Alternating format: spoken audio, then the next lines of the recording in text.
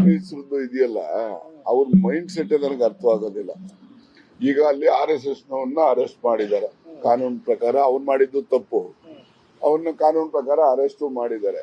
ಈ ಪೊಲೀಸ್ನವ್ರಿಗೆ common sense ಐತೆ ಇಲ್ಲ ನನಗೆ ಗೊತ್ತಿಲ್ಲ. ಉದಯಗಿರಿ ಇರ್ತಕ್ಕಂಥದ್ದು 100% ಮುಸ್ಲಿಂ ಪಾಪ್ಯುಲೇಷನ್ ಏರಿಯಾ. ಅವನೊಬ್ಬನ್ ತಗೊಂಡೋಗಿ ಆ ಸ್ಟೇಷನ್ಗೆ ಯಾಕೆ ಕರ್ಕೊಂಡು ಹೋಗ್ಬೇಕು? ಬೇರೆ ಸ್ಟೇಷನ್ಗಳು ಇರೋದಿಲ್ಲ ಇವ್ರಿಗೇನು ಕಾಮನ್ ಸೆನ್ಸ್ ಇದೆಯಾ ಪೊಲೀಸ್ನವ್ರಿಗೆ? ಸೊ ನನಗಂತೂ ಕೂಡ ಈ ಆಡಳಿತ ನಡೆಸೋದು ಬರೀ ಮಂತ್ರಿಗಳು ಮಾಡ್ತಾರೆ ಅಂತಲ್ಲ, ಈ ಬ್ಯೂರೋಕ್ರಾಟ್ಸ್ ಏನಿದ್ದಾರೆ ಅವ್ರಿಗೆ ಕಾಮನ್ ಸೆನ್ಸ್ ಇರ್ಬೇಕು.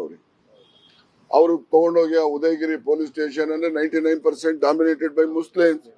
ನ್ಯಾಚುರಲಿ ಎನ್ರೇಜ್ ಅದೇ ಆಗ್ತಾರೆ. ಅದಕ್ಕೋಸ್ಕರ ಈಗ ಏನು ಅವನು ಅರೆಸ್ಟ್ ಮಾಡಿದ್ಮೇಲೆ ಏನೆಲ್ಲ ಆಗಿದೆ ಅದಕ್ಕೆ ಅಲ್ಲಿ ಸ್ಥಳೀಯ ಪೊಲೀಸರೇ ಕಾರಣ.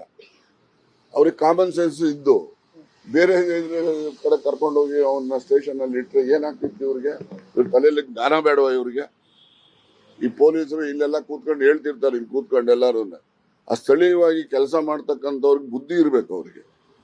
ನೀವೇ ಹೇಳಿ ನೋಡೋಣ, ಉದಯಗಿರಿ ಕರ್ಕೊಂಡೋಗಿ ಇಡ್ತಾರೇನ್ರಿ? ಅದೇ ನನ್ಗೆ ಇದು ಸಾಮಾನ್ಯ ಜ್ಞಾನ. ಯಾರೋ ಒಬ್ಬ ಕೆಲ್ಸಕ್ಕೆ ಬರೋ ರಸ್ತೆಯಲ್ಲಿ ಹೋಗೋವನು ಅನಾಮಧೇಯ ವ್ಯಕ್ತಿಗೆ ಅರ್ಥವಾಗುವಷ್ಟು ಒಂದು ಪ್ರಾಥಮಿಕ ಜ್ಞಾನ ಇವರೆಲ್ಲ ದೊಡ್ಡ ಬ್ಯಾಡ್ಜ್ಗಳು ಹಾಕೊಂಡು ತಿರುಗ್ತಿರ್ತಾರಲ್ಲ, ಹಿಂದೆ ಮುಂದೆ 10 ಜನ ಪೊಲೀಸ್ನವ್ರು ಮಾಡಿಕೊಂಡು, ಇವ್ರು ಇಲ್ಲ ಅಂತ ಹೇಳಿ ನಿಜಕ್ಕೂ ವಿಷಾದಕರವಾದಂತ. ಕೂಡ ಕಲ್ಲು ಬಿದ್ದಿದೆ. ಆದ್ರೆ ರಾಜಣ್ಣ ಅವ್ರು ಹೇಳ್ತಾರೆ ಪೊಲೀಸವರೇ ತಪ್ಪು ಮಾಡಿದ್ದಾರೆ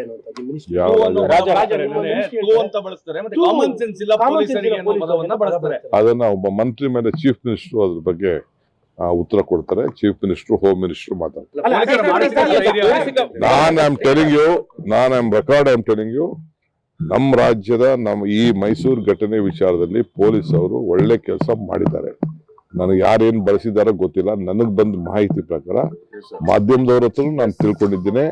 ನಾನು ಆಫೀಸರ್ಸ್ ಅನ್ನು ಚರ್ಚೆ ಮಾಡಿದ್ದೇನೆ, ಸಾರ್ವಜನಿಕರಿಗೂ ಚರ್ಚೆ ಮಾಡಿದ್ದೇನೆ.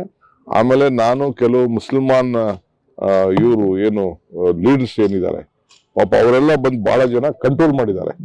ಎಲ್ಲ ಚಿಕ್ಕ ಹುಡುಗರಂತೆ. ಆ ವಿಡಿಯೋನು ನಾನು ನೋಡಿದ್ದೇನೆ. ಚಿಕ್ಕ ಹುಡುಗರು 14, 15, 17, 18 ವರ್ಷದ ಹುಡುಗರು ಪಾಪ ಅವರೆಲ್ಲ ಬಂದು, ಹಿರಿಯರೆಲ್ಲ ಬಂದು ತಡೆದು ಮಾಡಿ ಬುದ್ಧಿವಾದ ಹೇಳಿ ಅವ್ರನ್ನೆಲ್ಲ ಅವ್ರಿಗೂ ಏಟು ಬಿದ್ದಿದೆ. ನಮ್ಮ ಪೊಲೀಸ್ ಮುತ್ತರಾಜಿಗೆ ನೋಡಿದೆ, ಅವ್ರ ಕಾಲಿಗೂ ಏಟಾಗಿದೆ. ತೆಗ್ದು ನೋಡಿದೆ. ಕೆಲವ್ರಿಗೆಲ್ಲ ಇವ್ರಿಗೆ ಪ್ರೊಟೆಕ್ಷನ್ ಇತ್ತು, ಪಾಪ ಅವ್ರು ಯಾರಿಗೂ ಪ್ರೊಟೆಕ್ಷನ್ ಇರಲಿಲ್ಲ. ಬೇರೆ ನಮ್ಮ ಸಾರ್ವಜನಿಕರಿಗೆ ಏನಿರಲಿಲ್ಲ. ಲೀಡರ್ಸ್ಗೆ ಎಲ್ಲ ಧರ್ಮದ ಮುಖಂಡರುಗಳು ಬಹಳ ಪ್ರಯತ್ನ ಪಟ್ಟಿದ್ದಾರೆ.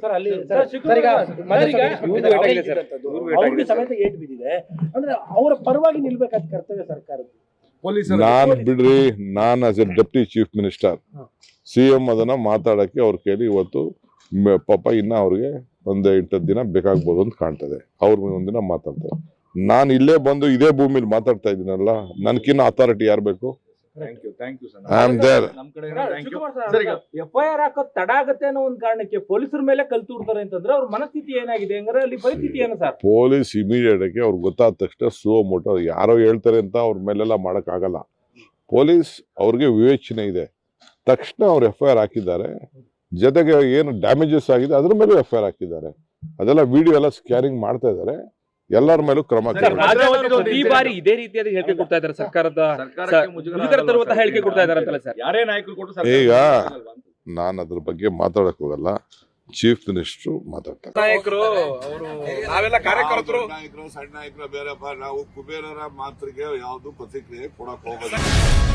ಗ್ಯಾರಂಟಿ ನ್ಯೂಸ್, ಸುದ್ದಿ ಖಚಿತ, ನ್ಯಾಯ ನಿಶ್ಚಿತ.